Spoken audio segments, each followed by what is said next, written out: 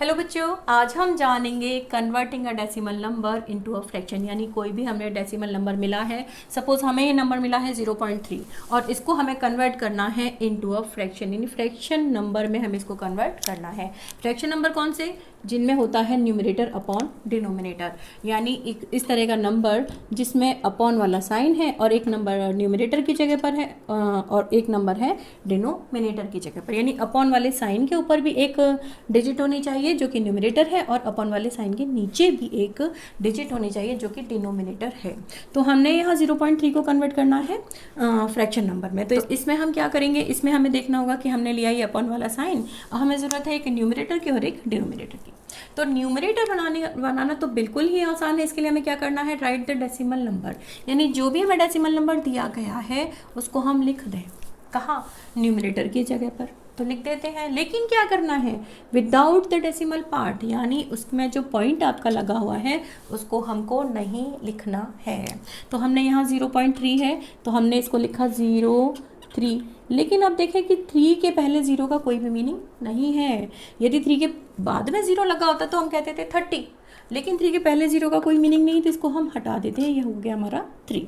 इसके बाद हम देखें डिनोमिनेटर, इसकी जगह क्या लिखें। ये कह रहे हैं डिनोमिनेटर की जगह आप लिखें राइट 1। क्या लिखें? 1 लिखें।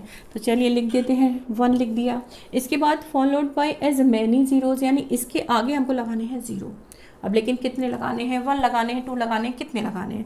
तो उसको हम देखें as the number of decimal places in the given decimal. यानी इस डेसिमल में जो डेसिमल प्लेसेस हैं उसमें कितने डिजिट्स हैं। तो यानी पॉइंट के बाद, हम सिंपल लैंग्वेज में कहें तो पॉइंट के बाद कितने नंबर हैं? पॉइंट के बाद है 1 नंबर। तो हमने यहाँ 1 0 लगा दिया, यानी 1 नंबर की जगह पर 1 0 हमने यहाँ पर लगा दिया। तो ये हो गया आपका 3/10। अब 3/10 हो गया, यानी फर्स्ट स्टेप हमने फॉलो कर ली, सेकंड फॉलो कर ली, तो हमको न्यूमरेटर भी मिल गया और डिनोमिनेटर भी मिल गया। अब थर्ड स्टेप क्या है, क्या कहती है, convert the fraction to the lowest form. यानी जो भी हमें फ्रैक्शन मिली है उसको हम लोएस्ट फॉर्म में कन्वर्ट कर दें। अब लोएस्ट फॉर्म में कन्वर्ट करने का मीनिंग क्या है? इसका मतलब है कि यदि हमें जो फ्रैक्शन मिला है 3/10, इसको हम डिवाइड करना चाहें किसी भी कॉमन नंबर से, तो क्या ये डिवाइड हो सकता है? तो 3 मतलब कोई भी ऐसा कॉमन नंबर जिससे 3 भी डिवाइड हो जाए और 10 भी उसी से डिवाइड हो सकता हो। लेकिन इस तरह का कोई नंबर हमारे पास नहीं है जिससे हम 3 को भी डिवाइड कर लें और 10 को भी डिवाइड कर लें। तो इस तरह हम देखते हैं कि 3/10 जो है वो खुद में ही एक सिंपलेस्ट फॉर्म की फ्रैक्शन नंबर है। तो ये वाला क्वेश्चन तो हमारा हो गया सॉल्व। अब हम लेते हैं नेक्स्ट क्वेश्चन। तो नेक्स्ट क्वेश्चन हम देखें, ये है 0.45। इसको भी हम इन्हीं रूल्स की हेल्प से सॉल्व करके देखते हैं। तो सबसे पहले हमें चाहिए ये अपॉन वाला साइन। इसके बाद हमें क्या चाहिए, एक न्यूमरेटर चाहिए। न्यूमरेटर के लिए हमको क्या करना है, इस पॉइंट को हटाओ और जो डेसिमल नंबर है उसको लिख दो। तो इस पॉइंट को हटा दिया और हमारे पास आ गया 45। अपॉन में हमको क्या लेना है, डिनोमिनेटर में हमें लिखना है सबसे पहले 1, राइट 1। तो हमने 1 लिख दिया भाई। इसके बाद हमें लगाने हैं 0, और 0 कितने लगाने हैं?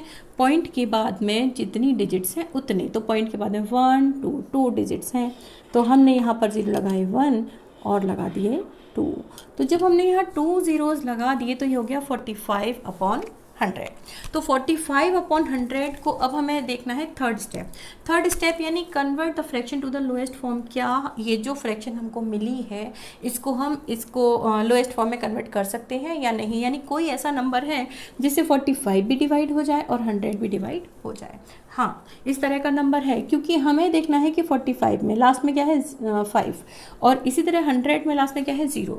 तो यदि किसी भी डिजिट के लास्ट में यानी यूनिट वाले प्लेस पर 5 हो या 0 हो तो वो डिजिट 5 से कैंसिल हो सकती हैं, मानी 5 से डिवाइड हो सकती हैं। तो 45 जो है 5 से डिवाइड होगा कितनी बार में? तो आप देखेंगे 9 टाइम्स डिवाइड होगा, ठीक है। और 100 को यदि हम देखें 5 से डिवाइड करें तो ये हुआ 20 टाइम्स। तो ये हो गया आपका सिंपल 9/20। इस तरह आप कह सकते हैं। अब हम इसके बाद जो हमें फ्रैक्शन मिला 9/20, तो 9/20 क्या किसी कॉमन नंबर से डिवाइड हो सकता है? नहीं। कोई भी नंबर हमारे पास ऐसा नहीं है जिससे 9 भी डिवाइड हो जाए और 20 भी डिवाइड हो जाए। तो ये जो हमने फ्रैक्शन में बदला 0.45 को 0.45 को, तो इसकी जो हमें फ्रैक्शन क्या मिला वो क्या है 9/20। ये हुआ हमारा सिंपलेस्ट फॉर्म में। नेक्स्ट हम एग्जाम्पल देखते हैं 2.375। इसको हम किस तरह करें, देखिए यहाँ पर हमने लिया है सबसे पहले अपॉन वाला साइन और हमें चाहिए न्यूमरेटर, जिसके लिए हम इस पॉइंट को हटा देंगे और इस नंबर को एज सच यहाँ पर लिख लेंगे न्यूमरेटर की जगह पर। तो ये 2375 यानी 2375।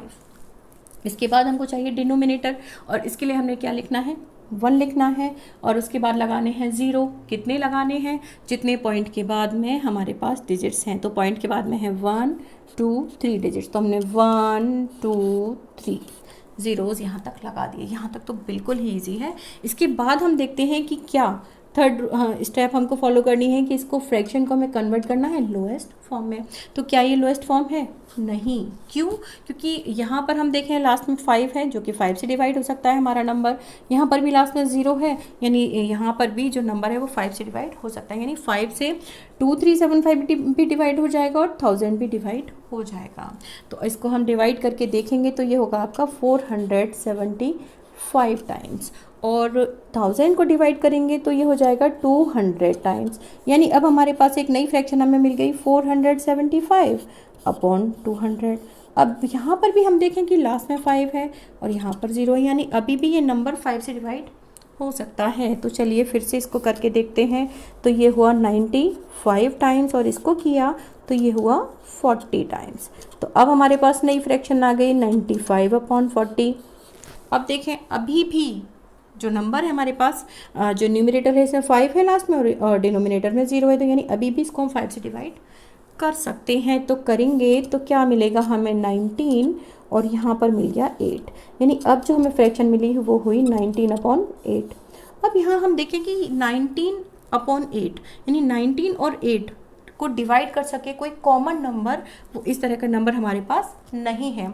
तो क्या ये हमारी सिंपलेस्ट फॉर्म में है भी, लेकिन इसको हम एक स्टेप और आगे भी कर सकते हैं। किस तरीके से, इसको हम कन्वर्ट करेंगे मिक्स्ड फ्रैक्शन में, तभी हमारा आंसर जो है वो कंप्लीट होगा। किस तरीके से, यहाँ पर है 19/8, तो 8 से हम क्या करेंगे डिवाइड करेंगे 19 को। क्यों करेंगे, हमें इसको कन्वर्ट करना है मिक्स्ड फ्रैक्शन में, तभी हमारा आंसर हमें मिलेगा। और ये हम कब करते हैं, जबकि हमारा डिनोमिनेटर जो है वो स्मॉलर है, छोटा है, किससे, न्यूमरेटर से। इस तरह की जो फ्रैक्शन होती है इनको हम इम्प्रॉपर फ्रैक्शन मानते हैं, विषम भिन्न मानते हैं। तो इसको हमें कन्वर्ट करना होता है, यानी हमारा राइट आंसर क्या हो जाएगा लास्ट में, जब हम इसको कन्वर्ट कर देंगे मिक्स फ्रैक्शन में। यानी इस तरह का हम फ्रैक्शन बना दें जिसमें ये वाली फिगर यानी न्यूमरेटर जो है वो स्मॉलर हो और बाकी पार्ट क्या आ जाएगा हमारे पास होल नंबर की तरह आ जाएगा। तो इसको हम किस तरह करेंगे, यहाँ पर 8 है, 8 से हमने डिवाइड किया 19 को, तो ये हुआ आपका 2 टाइम्स, ठीक, और रिमाइंडर हुआ 3। अब देखिए इसको लिखना बिल्कुल ही आसान है। किस तरह, हम यहाँ देखेंगे कि हम पूरा कितनी बार डिवाइड कर पाए, 2 टाइम्स। तो ये हो गया आपका 2 होल। इसके बाद बचता है हमारे पास फ्रैक्शन। फ्रैक्शन क्या है, 19 से हमें अब क्या मिल गया यहाँ पर रिमाइंडर 3। तो इस 3 को हम किसकी जगह लिखेंगे, 19 की जगह। 19 कहाँ था, यहाँ पर न्यूमरेटर की जगह पर, तो 19 की जगह पर हम लिखेंगे 3 को। सिंपल। इसके बाद हम किससे डिवाइड कर रहे थे, 8 से, यानी 8 था डिनोमिनेटर, तो डिनोमिनेटर की जगह पर 8 ही है हमारा। इसका मतलब यह भी है कि हमें 2 टाइम्स हमारा पूरा हुआ, यानी 2 टाइम्स हमने पूरा डिवाइड किया, यानी 2 होल 3/8। अब हमारे पास ये हमारा राइट आंसर है, ठीक। तो इस तरीके से सिंपल 3 स्टेप्स को हम फॉलो कर रहे हैं और इस तरीके से हमें हो सकता है कि पहली बार में ही हमें सिंपलेस्ट फॉर्म में मिल जाए फ्रैक्शन, तो हमारा आंसर वही कंप्लीट हो जाएगा। हो सकता है हमें 1 स्टेप के बाद ही मिल जाए, या ये भी हो सकता है कि हम इस तरीके से एक के बाद एक स्टेप फॉलो करनी हो, लेकिन हमें न्यूमरेटर और डिनोमिनेटर को बनाना तो बिल्कुल ही आसान है। लास्ट हमें डिवाइड करने के बाद इसको तब तक डिवाइड करते जाना है जब तक कि हमें लोएस्ट फॉर्म में हमारा फ्रैक्शन ना मिल जाए। और इसी तरीके से आसानी से इन रूल्स को फॉलो कीजिए और कन्वर्ट कीजिए अपने डेसिमल नंबर्स को फ्रैक्शन में।